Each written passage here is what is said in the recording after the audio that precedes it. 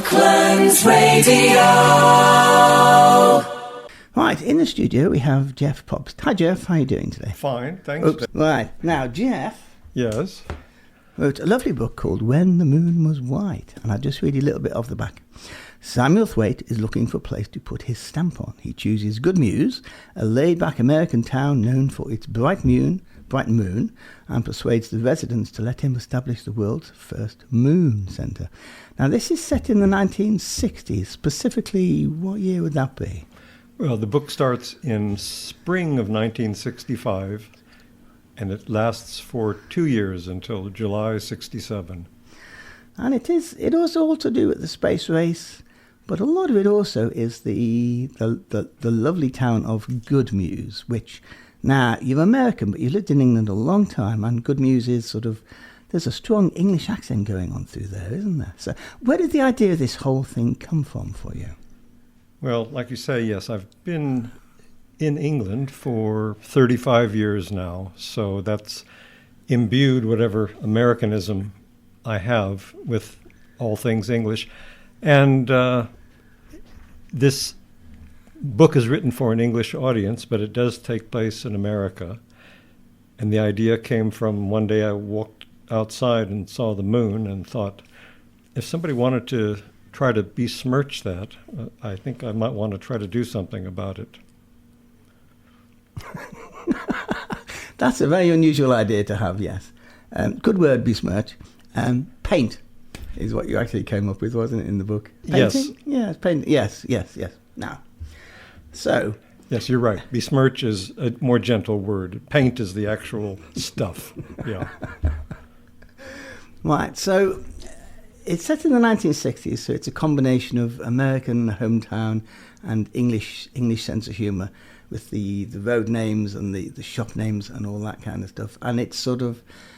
I could imagine you sort of sitting there and writing it and just enjoying the quirkiness and the oddness and the ideas coming to you. Was it really like that? Because I mean, every author seems to be just completely different in the way they work. No, I think when you said that to me earlier, nobody has said that before, but it's very true. It was 9 years of indulgence, really, playing with words and thinking how to create this town and play with this plot. So I loved it. Yes, I did. Oh, that's wonderful. That's wonderful. Yeah. Some authors seem to struggle with the writing, which is... And then they still do it, and yet, but so you enjoy it, you indulge it. That's lovely. Yeah, I've never had writing block as people talk about. I just worked at it and liked doing it all the time. And if that came through in the reading, it great. Does. Thanks. It does. It absolutely does. Yeah, it does. It comes through that you love what you're writing about, you're enjoying what you're writing about. Yeah. Now, when I was reading some of the characters, like Samuel, so Samuel is a sort of a person that you can admire his work ethic and determination, but also he's not a very nice person. Do you actually know a Samuel in real life? I've had a few bosses that I think I got some thoughts and ideas from to put them into Samuel, but I think all the characters are me to some degree, and his punctuality and need to get things just right is probably a bit of me, but he's the sort of person that I wouldn't want to be in my rock band, for instance. He does rub me the wrong way, and hopefully sounds like he rubbed you the wrong way too. Yeah. Go on, tell us about the rock band. Oh, I played in one in the late 60s. That's Yep. about as much as there is to say. We did music from the 60s, and because that's when I grew up, that's the sort of music that is referenced a lot in the book, and the characters and the town seem to have this music coming out of their ears and speakers all the time. Yes. Give us an example of the music. Well, there's like To Love Somebody. It happens to be one of the songs, but there are songs about the moon, quite a few of them, in this moon center that you mentioned earlier. The world's first moon center is in this town, and it has lots of moon poetry and moon song lyrics, like of Moon River, Up on the Wall, that type of thing. And but there's various references to other songs in the 60s, like by the Byrds and Jackie DeShannon and Creedence and a lot of the Beatles.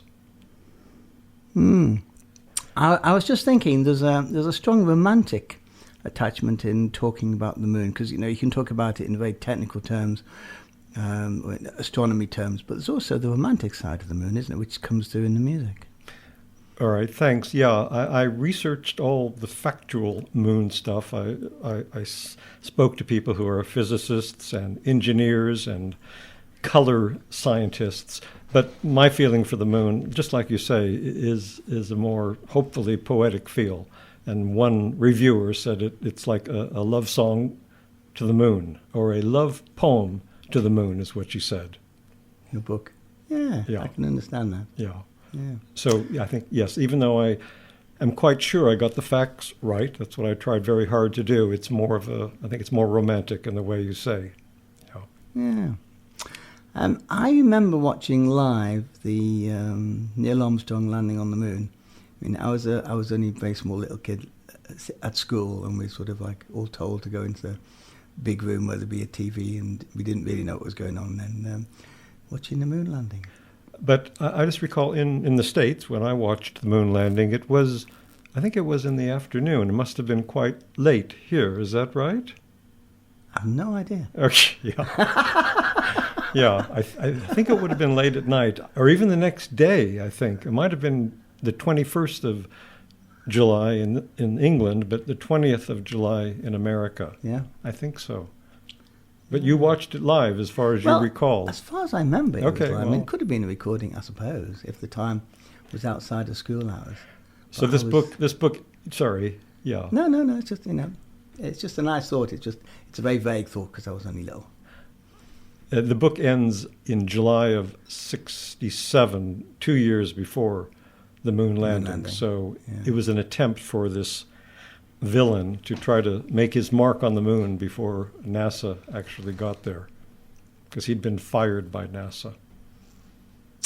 So tell us just briefly the story of the book, because I sort of jumped into it without giving the listeners a brief intro. I guess in one sentence, it's the moon was white, and one man wanted to change that.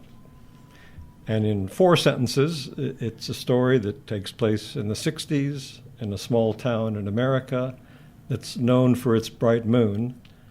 And this man decides to take advantage of the town. And he sets up this moon center, which NASA takes over. But he gets too big for his britches. And NASA doesn't want him around anymore. So he thinks he'll try to get back at them by painting the moon. And just what happens towards the end is one of the people who work in the moon center discovers this secret plan, but he doesn't know what he should do because he signed an oath of secrecy, and he feels he should always tell the truth. Did NASA actually do anything along the lines of moon centers when in those days, do you know? I never, in my research, I never saw that they ever did set up anything called a moon center. Not that I know of. There's a lot of towns with moon names, but I've never come across another moon center. No. Oh, interesting. I know generally in America, whenever there's a space event, they try to get schools involved, children involved in various projects and things like that, which sounds a great idea. But moon centers, maybe they never did. Yeah, I'm not sure. And the fact that this one is mainly for, poetry and songs, but then there's also this geology section. So if there were a moon center, I think it would be much more technical and more under, NASA auspices of wanting to be more focused on the realities of the moon. So this is sort of an off-kilter moon center. Yeah. It is interesting that a lot of countries are planning to go back, and private companies planning to go back to the moon. And last week, there was a landing on the moon. Unfortunately, it landed sort of upright and then fell over. Yes. Yeah. It's, as you say... unfortunate. Yeah, no, it's still very difficult. And, NASA says they'll get some people back there by 2027, but who knows? It's still... not an easy thing to do, but a lot of people are trying, like you say, continually. Yeah.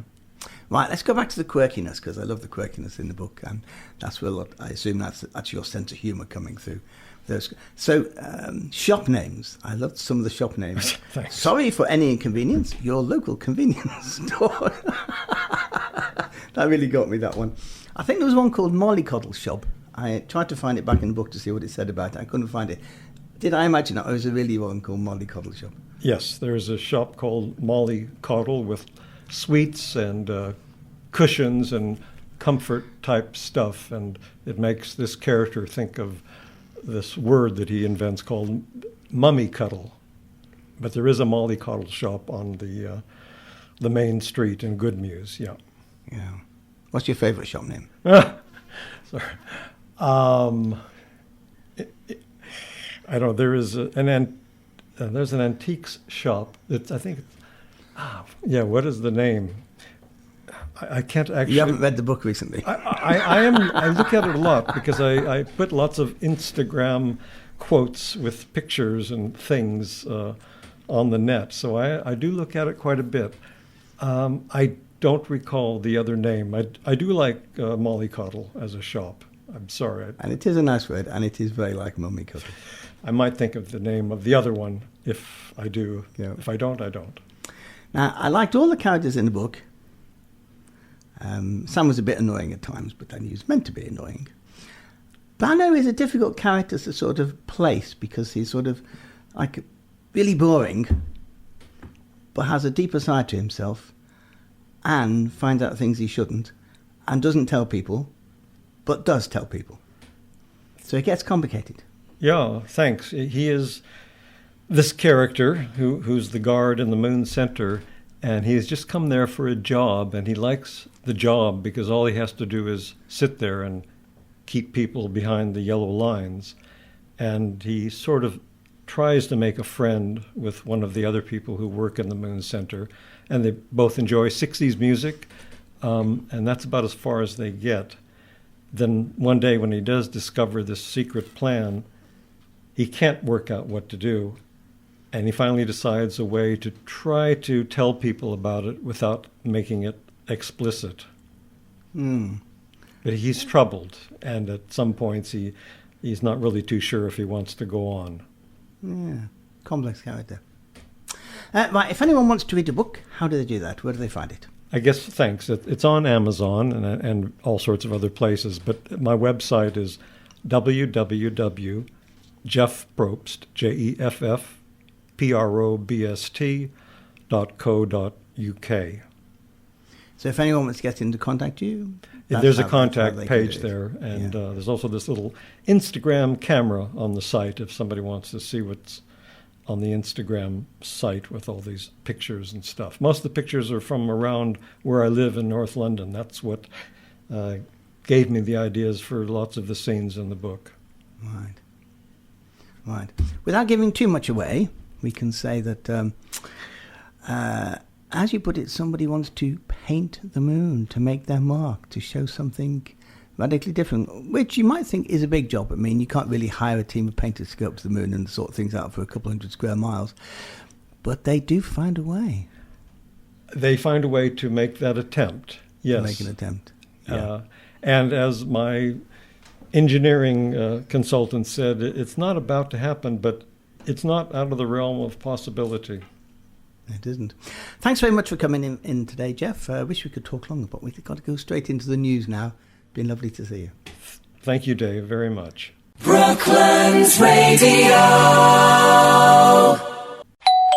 Do you live in Runnymede? Want to help shape our community? At Runnymede Borough Council, we're launching our new Citizens Engagement Panel. Sign up now to our pilot scheme. Find out more at runnymede.gov.uk/CEP. Make your voice heard, because in Runnymede, you matter.